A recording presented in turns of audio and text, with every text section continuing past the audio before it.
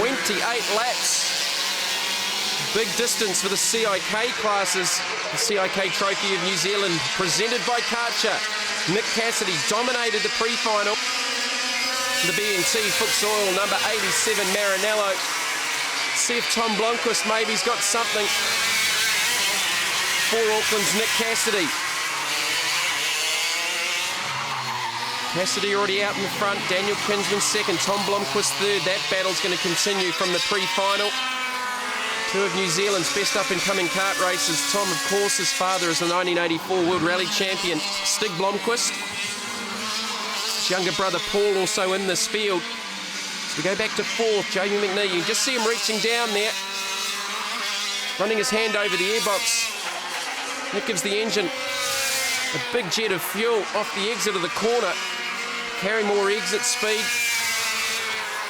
You'll see the drivers also reaching down on top of the engine, adjusting the carburetors to feed more fuel into the engines through the race, especially in these longer distance races. Trying to keep the cylinder head temperatures and exhaust temperatures down. If you don't put the fuel into them, they lean out and they seize, and that's not a good thing for these engines at 16,000 RPM. More so here at Hamilton with the high speeds attained around this 865-metre long race circuit. Tom Blomqvist back up into the second position. As we were saying in the pre-final, this kart looks a little bit different to the rest. Runs a full-width rear plastic bumper, which is what a lot of the European spec CIK chassis are running around the world now. It's Nick Cassidy extending his lead. These young drivers lapping in the 42nd range as we move forward. Cassidy still dominating with a massive gap back to Tom Blomqvist. Then a similar gap back to Daniel Kinsman, and he's got a battle coming up here between himself and Jamie McNee, who's not too far away. There he is. Kinsman third, McNee fourth.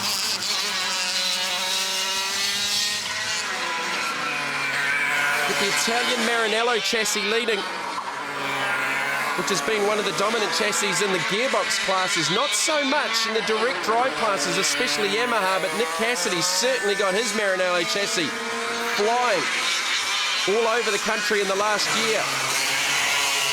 Tom Blomqvist still second. Here's the battle for third. Jamie McNee looking up the inside of Kinsman. Kinsman's setup maybe just starting to go away. Maybe he's got the engine just a little bit too hot.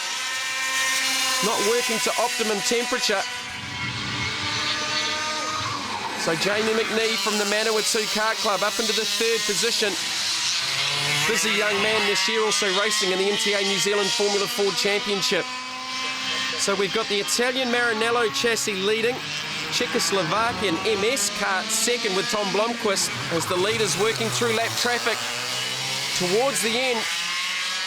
Another Italian chassis in third, the Cosmic with Jamie McNee, but down to the checkered flag, a dominant victory for Auckland's Nick Cassidy in the final of Junior Intercontinental A. Second was Tom Blomqvist, third Jamie McNee.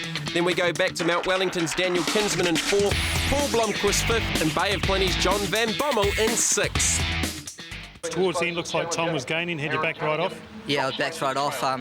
These motors are all about keeping them hot, but at the same time cool so you don't seize. And towards the end, I was trying to conserve it so I could get to the finish, and that's really all I was aiming for.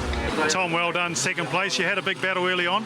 Yeah, it was a tough battle with Daniel, you know, hopefully, well, luckily, I think he had a problem in the end, but we got away and I was safe in second. Couldn't do much about Nick, but yeah, that's the way it goes. Towards the end of the race, though, it looked like you might have been closing on Nick.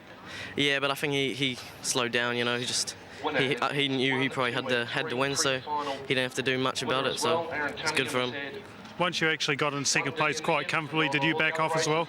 Well, when I saw looked behind and saw Daniel was looking back, I slowed down a little bit and just preserved my body. Jamie, well done. Come home third place. Yeah, it was a little bit unlucky at the start, but I got back and came third. Looks like Daniel had a bit of a problem. You got him near the end? Yeah, it was really unlucky for Daniel. I mean, he got a flat tyre.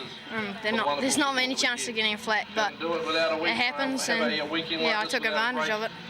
These races here, 28 laps, they're quite long. Yeah, they are long, but I kind of needed it in the end.